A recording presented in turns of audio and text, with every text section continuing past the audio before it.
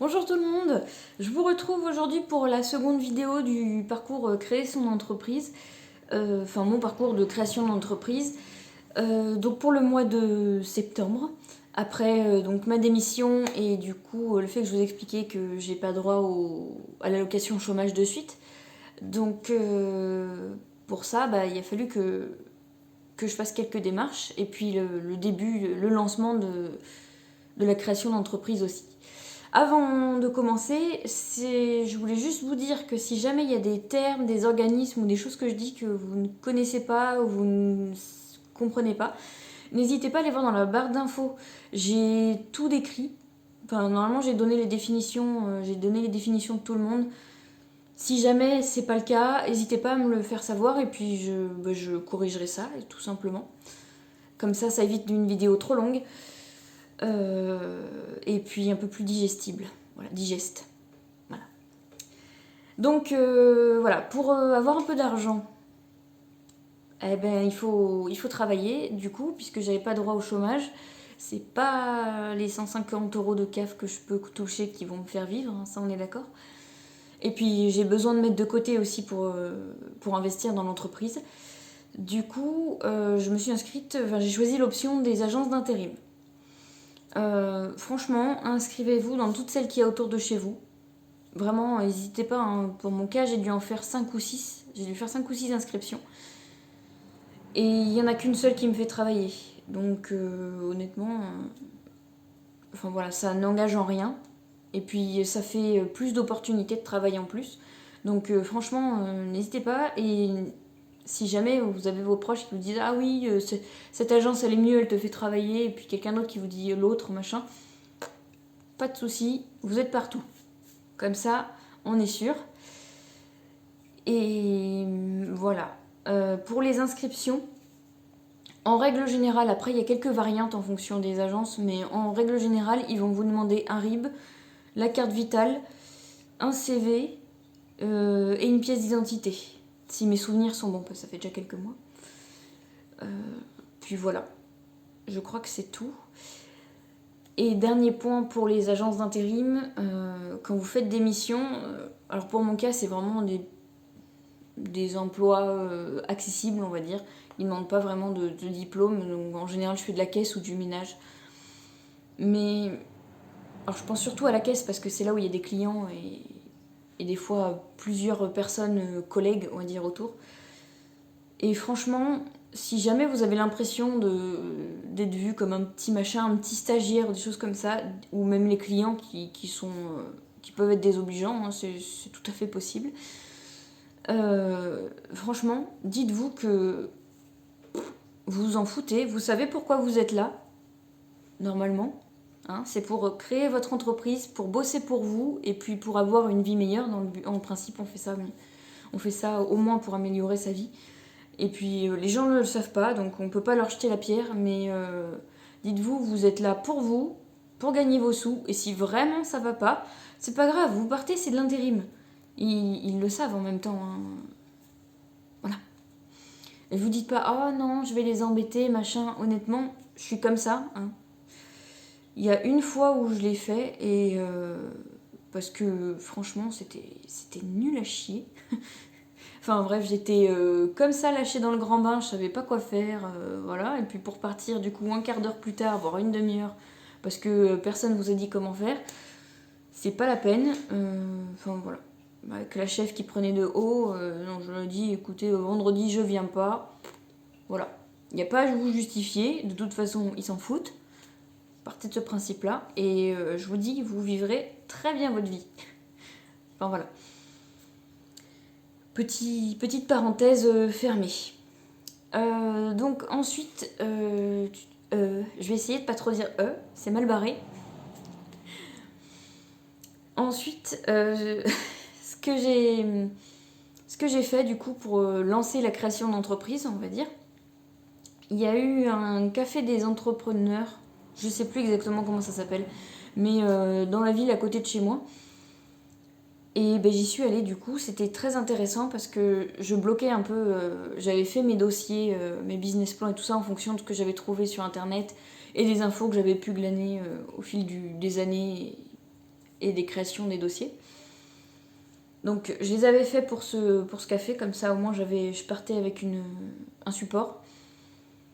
Et donc ce café, il y avait plusieurs intervenants du coup. Il y avait le Pôle emploi, la CCI, il y avait un comptable, il y avait une banque, c'était le Crédit Agricole, c'était le Crédit Agricole qui organisait, donc c'était eux qui étaient là.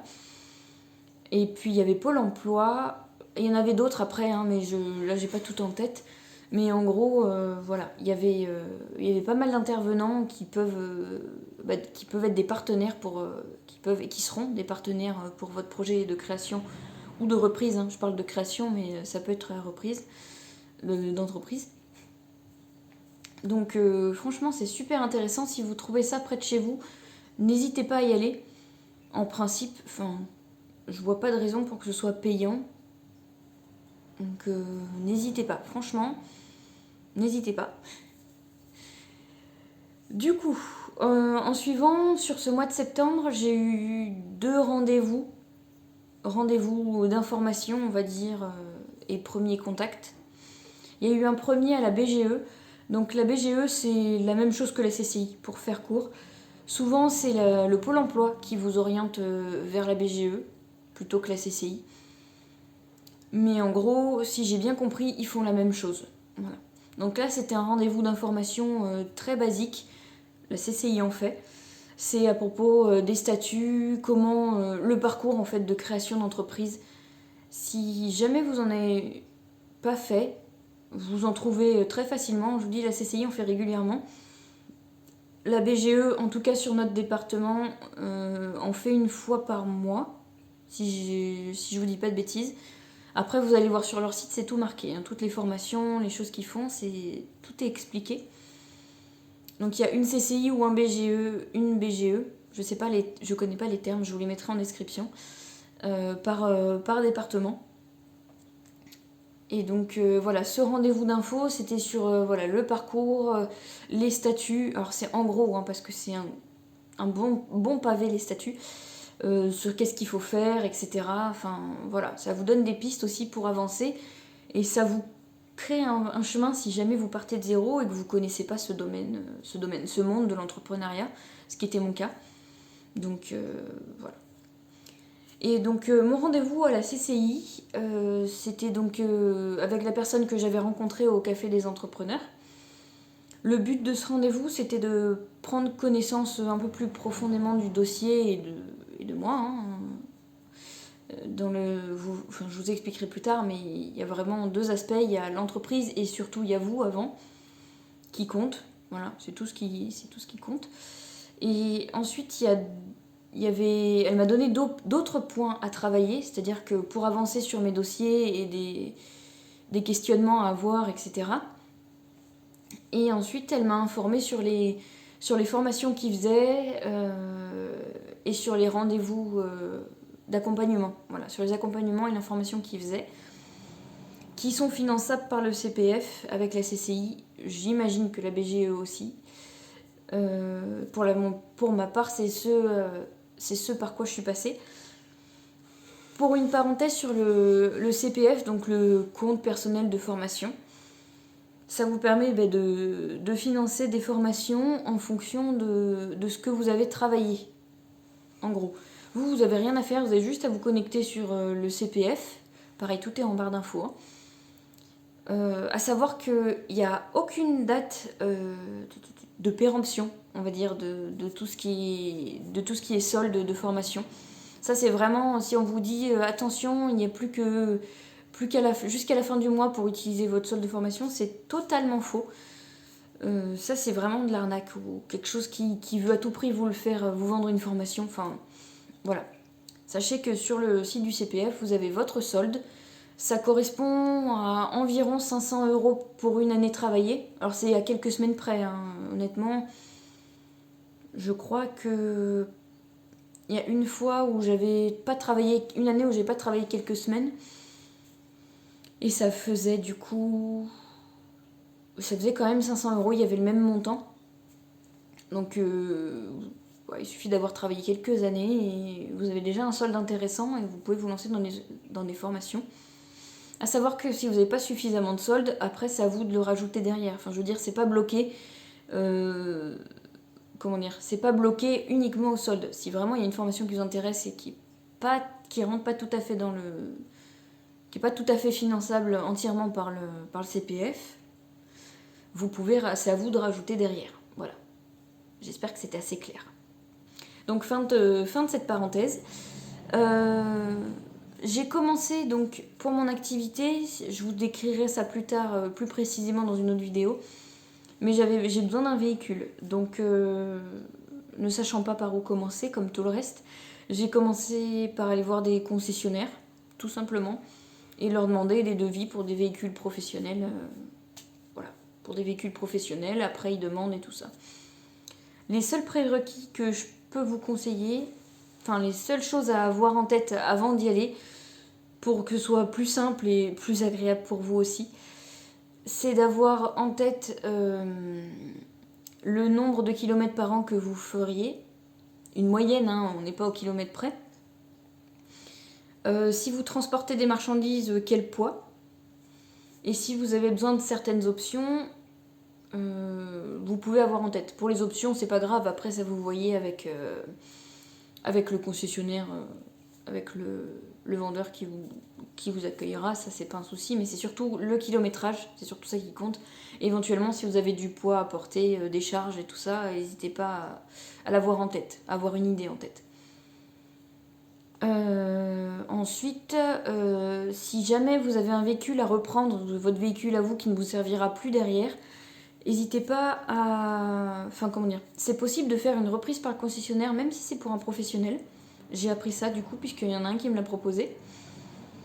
Donc dans ces cas-là, pareil, prenez la carte grise, ayez connaissance du nombre de kilomètres qu'a votre voiture, et si vous avez une photo pour montrer l'état de la voiture, c'est parfait. Voilà, là vous pourrez avoir une estimation le plus précis possible, en sachant que la personne n'a pas vu la voiture, mais au moins ce sera assez précis, parce que ça peut varier selon l'âge du véhicule, mais selon l'entretien et l'état, ça peut vachement varier. Et donc faites ça, c'est comme pour vous, si vous avez des travaux à faire ou des devis pour n'importe quoi, faites-en plusieurs. En général, je trouve que 3 minimum, c'est bien. Mais restez pas sur un, ça vous permet de voir aussi les fourchettes de prix. Puis c'est bien connu, il y a des marques plus chères que d'autres, il y a des commerciaux qui seront plus vendeurs que d'autres. Après, il y a vous aussi, hein, en fonction des affinités, honnêtement. Je pense que je vous le redirai. Mais n'hésitez pas à y aller en fonction des affinités. Si vraiment vous le sentez pas, que ce soit pour la CCI, pour des rendez-vous d'accompagnement, que ce soit pour les voitures, pour les banques, je vous en reparlerai, je pense, du coup. Mais vraiment, si vous sentez pas le feeling avec cette personne, ou vous appréciez pas le rendez-vous, les échanges que vous avez, n'allez pas plus loin. Honnêtement, il y en a d'autres, justement. Hein. C'est le but de la concurrence. Mais franchement, voilà. N'hésitez pas à vous dire, il y a peut-être juste 1000 euros, ou même pas, il y a quelques centaines ou 2-3 000 euros de différence, ça dépend de ce que vous voulez, hein, mais... Et vous, enfin voilà. Je me suis fait comprendre, je pense. Je réfléchis, et ben voilà, je vous ai déjà tout dit. Juste quelques mots de fin, parce que quand on part de zéro et qu'on n'est pas dans... On n'a pas de proches qui sont entrepreneurs ou qui ont connu ce parcours pour vous aiguiller et tout ça, franchement, c'est pas simple de partir de vraiment zéro. Donc si je peux vous donner quelques mots-clés pour essayer de trouver des pistes, pour essayer de trouver des formations, des accompagnements, des idées, des trames de dossiers, enfin voilà. Donc ça va être juste des mots-clés, on va dire, à rechercher dans les barres de recherche. Je vous en mettrai d'autres en barre d'infos. Elle sera complète, hein, cette barre d'infos. Je vous en mettrai d'autres en barre d'infos. Là, je vous en donne que 3, donc ça peut être le mot entreprendre, simplement. Avec, vous pouvez rajouter à chaque fois le nom de votre département à côté, derrière, comme ça peut être plus précis. Ça peut être créer son entreprise. business model aussi pour les dossiers. Vous pouvez rajouter aussi, comment dire, si vous connaissez créer son entreprise dans ce que vous voulez faire, si vous savez ce que vous voulez faire. Parce qu'on peut partir d'une idée et savoir qu'on veut créer son entreprise, mais pas savoir dans quoi, c'est tout à fait possible. Hein. Il y en a qui font la CCI, si j'ai bien compris, ils font souvent ça, ils partent vraiment de zéro. On va dire, moi j'avais déjà l'idée, mais voilà. Et franchement, le mot de la fin, gardez en tête que ça fait un peu écho à ce que je vous disais pour les entreprises, il n'y a pas de petit boulot, vous savez pourquoi vous êtes là.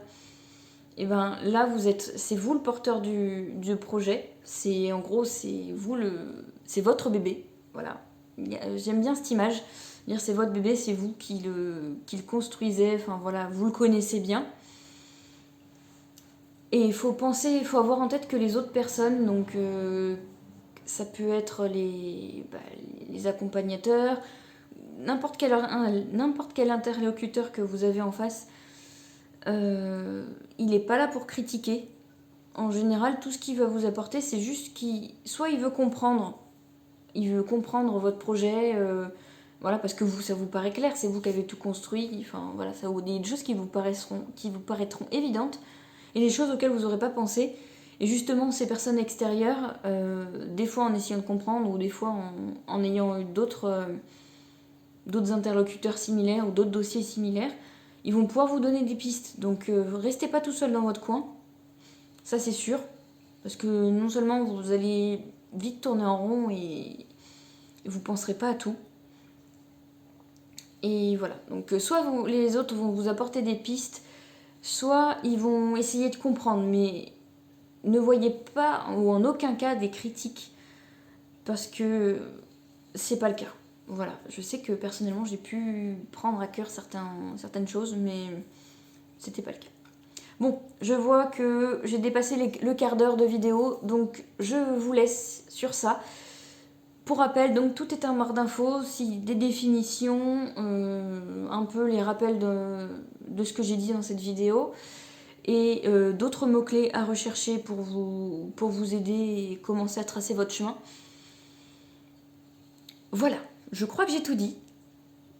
Et j'espère que vous serez restés jusqu'à la fin, ça me fera très plaisir. Et je vous souhaite une très bonne journée, une très bonne continuation. Et si vous vous êtes lancé, courage. Franchement, c'est une super aventure. Je n'ai même pas fini cette aventure de création, donc voilà. Bon, à bientôt et surtout à la prochaine.